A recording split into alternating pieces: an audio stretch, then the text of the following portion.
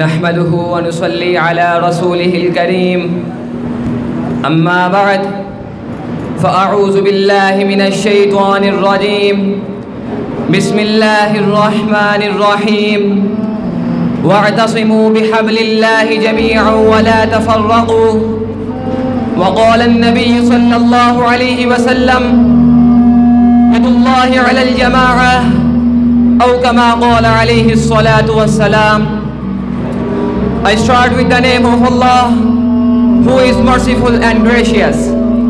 Dear Pakistanis, today I would like to my present viewpoints on the topic, the future of a nation lies in the hands of its youth.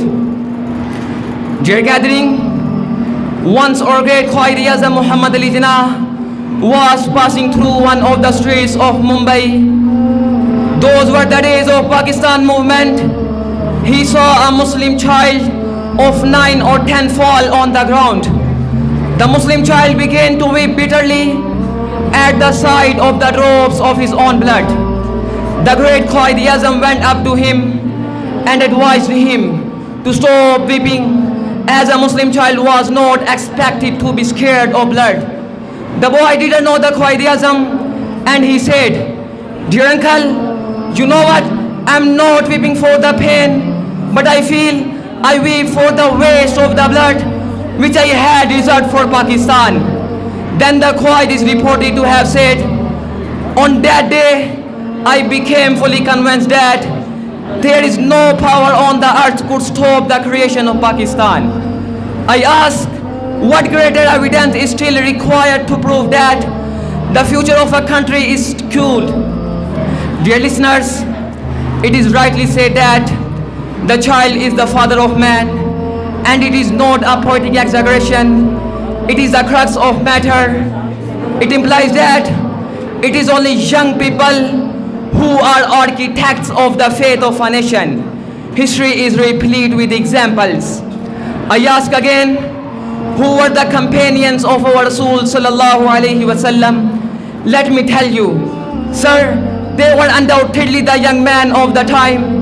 Was not Hazrat Jafar Tayyar sent to Abyssinia as the leader of the emigrants? They were undoubtedly the young man who was sent to Medina for the mobilization of the Muslims before Hijrah. It was Hazrat Mus'ab bin Umair, a boy in the prime of his youth. Above all, who killed Abu Jahl, the leader of the Quraysh. They were indeed the innocent boys in their early teens. Dear Pakistanis, let me wind up with another historic achievement of a young man.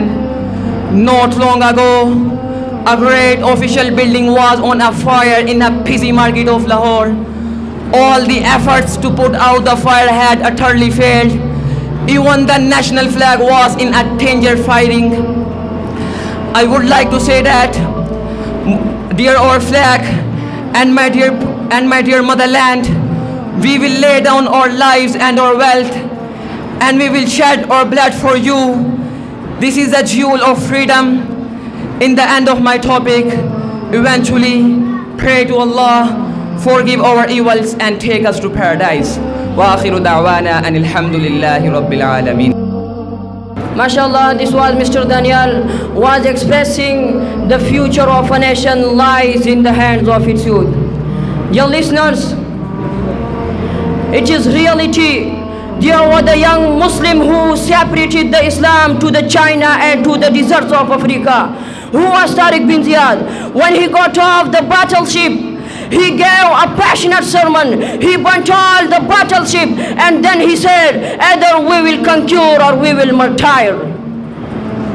What described Allama Iqbal when Ghazi al-Muddin killed the Rajpal? In that time, as Allama Iqbal described, it is the young son of the carpenter who took the lead, and we are just talking and talking.